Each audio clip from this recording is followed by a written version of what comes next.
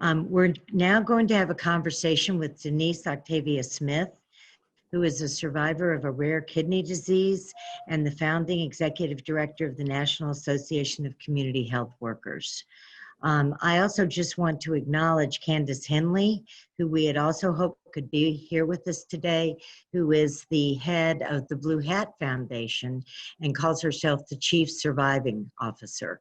But we're going to hear from Denise today, and I'm going to turn this over to her. She has a very, very powerful story, and in the interest of time, Denise, please tell your story and then tell us the 3 things that you think are the most important things people should walk away with this morning. Thank you.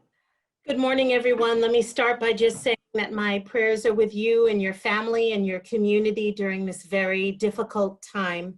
Calling from Hartford, Connecticut, and always grateful to tell my story. Thank you so much to Kelly and Daniel and Susan.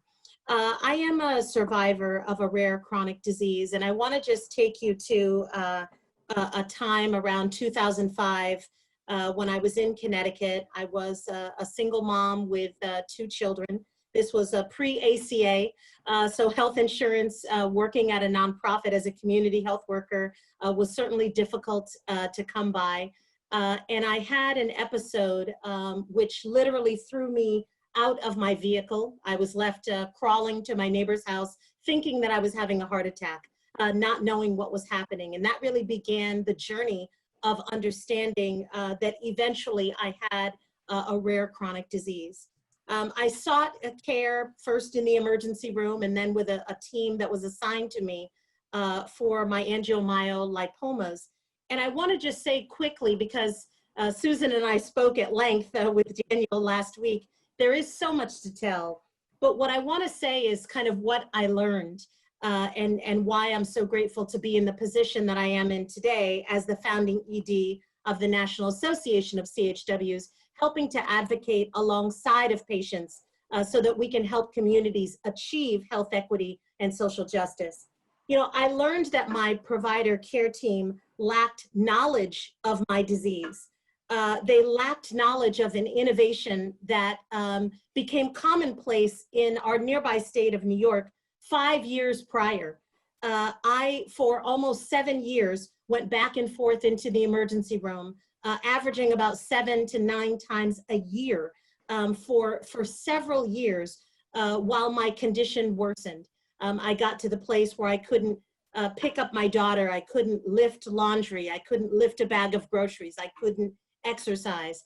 And I only found out later that there was treatment available to me that had not reached my provider care team in Connecticut while it was commonplace in Manhattan. I learned that my provider care team really lacked a sensitivity to my life experience. I was a new mom and went back into the emergency room a week after I had my daughter. My care team never asked me about my patient experience, how this was impacting my family, my economy. We lost an entire stream of income because for several months I was bedridden while I was receiving my care. My provider care team were really unaware of their own bias. I told Susan and Daniel a story about how I asked one of my providers after I had become pregnant why he didn't tell me that becoming pregnant would exacerbate my condition. And he said to me clearly, you know, I know that Black women like to have babies.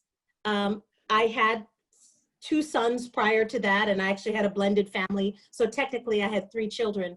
But I reminded them that I was so stunned, I literally couldn't answer.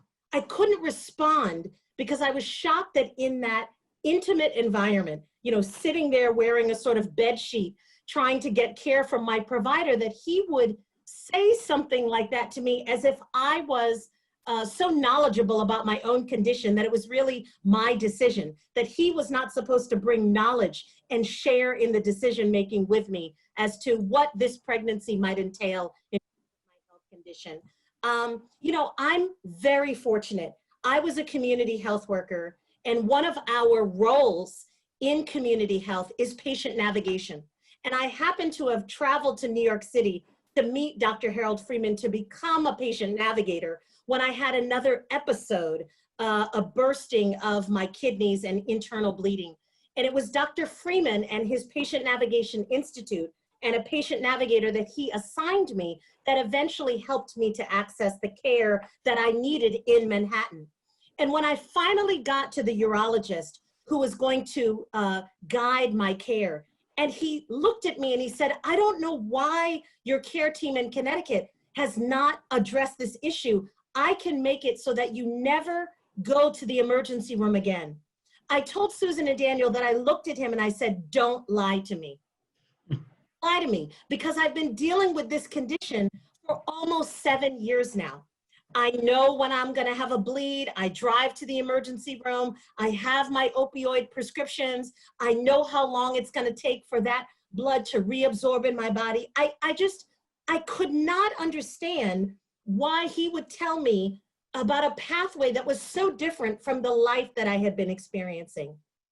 We have a lot of work to do in our healthcare systems. COVID-19 has only exacerbated our problems, but it has also highlighted and brought urgency to our opportunity for real transformation. And so I do want to just hasten to 3 things that came to my mind that Susan and Daniel allowed me to offer to this group. The first is to remember how health systems were designed. Health systems were not designed for people who look like me. It's suffice to say, I came to this country not of my own will.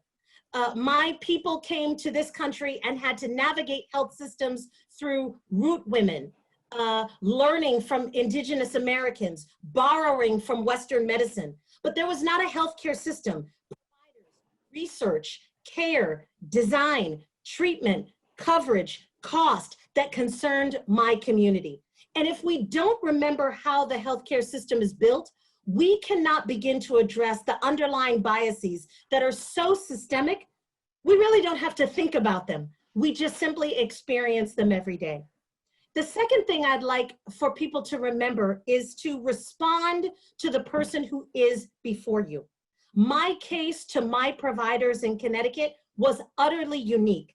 And had they taken the time to do their due diligence, to research, to talk with me about what was success and health and well-being in my life, I might have endured those years a little better than I had.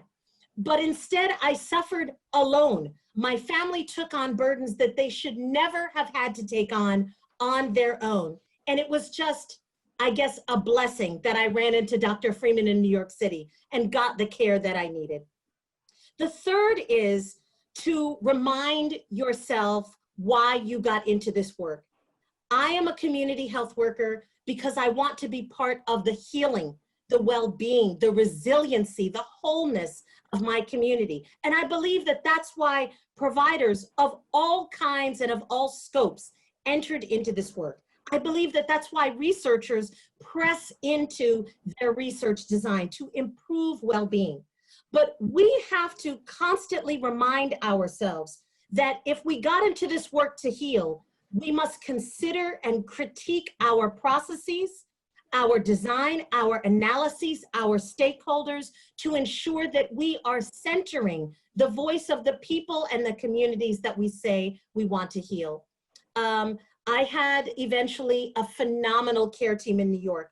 And after just a few years of treatment, my entire life has changed. So I just want to tell you that my story ends happily, but for many others, it does not. And so I'm grateful to come on and to be able to share this story because, as I mentioned, there is a lot of work to do. In the earlier breakout, I was already working with folks who said how exciting it is to talk to a community health worker. Let's see how we can better integrate these care teams and bring health deep into communities. So let's consider that today as we consider all of the work and the research and the learning before us. Thank you so much. Denise, thank you. I have to tell you that I'm hopeful that as you spoke, your face was illuminated with rays of light. And I'm hoping they're rays of hope and inspiration that everyone will take to heart your message. I'm going to turn this over to Tim now to pose some questions from the chat. Question is, how can medical organizations rally to ensure that all have access to medical care? That is a big one. It is a big one. There's also lots of positive response to Denise's talk in the chat as well, and some comments about the importance of midwives and doulas, particularly persons of color, and really knowing your patients as individuals in order to overcome bias. So I don't know. Oh, there's another question from Tom Sinsky asking what specific illness that's affecting you now, Denise, and the question of how you're doing now, and whether you're able to in fact reduce the need for ERs. Denise, you're on mute. Oh, There you go. Okay, thank you. I was trying to unmute myself, but the host had the control. So I had angiomyolipomas. I come to find out this was an incident that actually ran through my family. My grandfather had them as well and actually died from the condition. I found out much later in life. You know, I was in and out of the emergency room because the cysts that were covering my kidneys were growing. They were alive and actually, you know, drawing blood from my system. And so I would have internal bleeding at the slightest kind of twist or move or bend. During my pregnancy, the hormones in my body caused those cysts to grow at a really rapid rate. And it was only about 4 or 5 months into my pregnancy that my OBGYN, who obviously knew of my condition, said, well, I found some research articles pointing to the fact that these cysts would grow. And this research had been done about 15 years earlier. And I was amazed that my urologist did not have this knowledge and information. I want to just go to the point that someone made about how we can make sure that everyone has access to sort of health or health systems. You know, we all know that as we talk about the social drivers of well-being, what that means is a lot of what impacts our health happens outside of healthcare systems. And so it behooves all of us as we talk about, you know, capitated payments and kind of global payments, bringing health care into community. Everyone can be working at their highest scope, including primary care providers and specialists working with community health workers, so that that people are sort of knowledge that they can gain from providers, they can really bring and adapt and incorporate into their daily lives. I had a lot of challenges with that because I really felt like I was doing it on my own.